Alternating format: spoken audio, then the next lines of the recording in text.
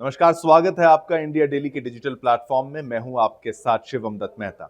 आज हम आपको बताएंगे कैसे ऑटो पायलट ने बचाई 200 लोगों की जान। बात करेंगे बर्लिन की।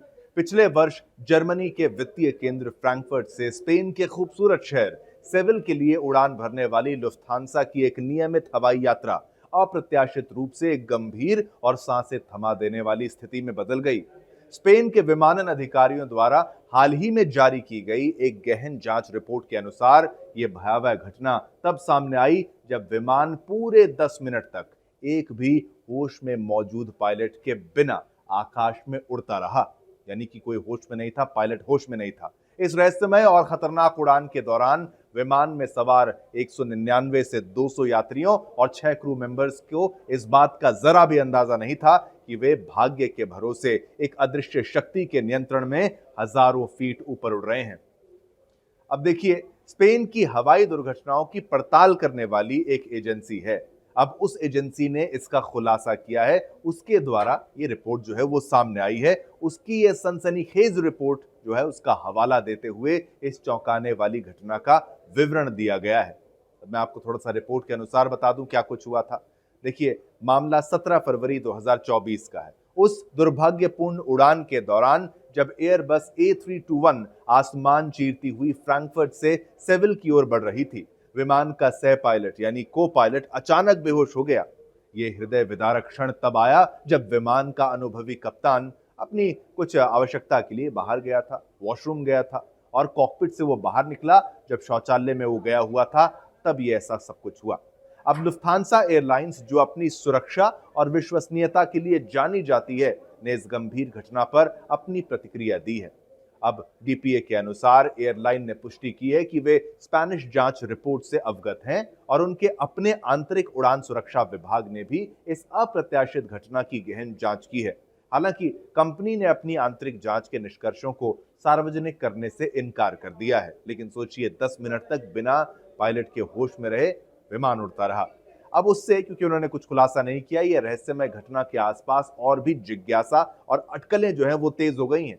रिपोर्ट में आगे बताया गया कि जब को पायलट अचानक अचेत हो गया तो उसने अनजाने में विमान के कुछ नियंत्रणों को दबा दिया था। ये एक भयावह स्थिति थी, खतरनाक स्थिति थी, जहां एक भारी भरकम विमान सैकड़ों जिंदगियों को लेकर बिना किसी सचेत यानी होश में रह रहे मानव हस्तक्षेप के उड़ रहा था। हालांकि इस संकट की घड़ी में विमान में सक्रिय ऑटो पायलट प्रणाली एक रक्षक के रूप में सामने आई। ऑटो पायलट ने बचाया। इस स्वचालित प्रणाली की बदौलत यानी ऑटो पायलट की बदौलत विमान लगभग 10 मिनट तक आश्चर्यजनक रूप से स्थिर रहा, बैलेंस रहा, स्टेबल रहा, मानो कोई अदृश्य हाथ उसे सुरक्षित रूप से आकाश में थामे हुए था।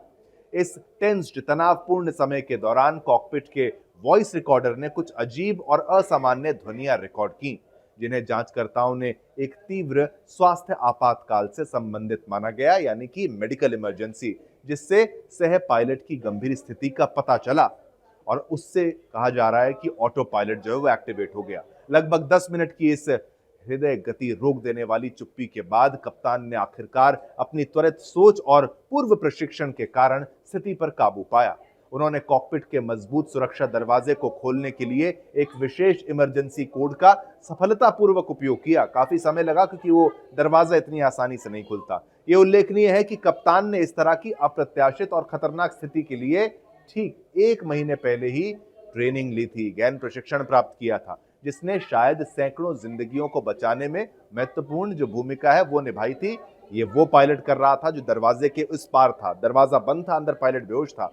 खुलासा यह भी हुआ है रिपोर्ट में, कप्तान ने सामान्य दरवाजा खोलने का कोड 5 बार निराशाजनक रूप से दर्ज किया, कुछ हुआ नहीं, लेकिन कोई प्रतिक्रिया नहीं मिली। सामान्य प्रक्रिया के तहत ये कोड कॉकपिट में एक बजर को ट्रिगर करता है। अगर बार बार कोई कोड लगाए तो अंदर बजर बजता है, जिससे को पायलट को दरवाजा खोलने का संकेत मिलता है। जब ये तरीका विफल हो गया, फेल हो गया, तो सोचिए, एक एयर होस्टेस ने ऑन बोर्ड टेलीफोन का उपयोग करके बेहोश को पायलट से संपर्क करने की कोशिश की, मगर वो भी बेकार गया।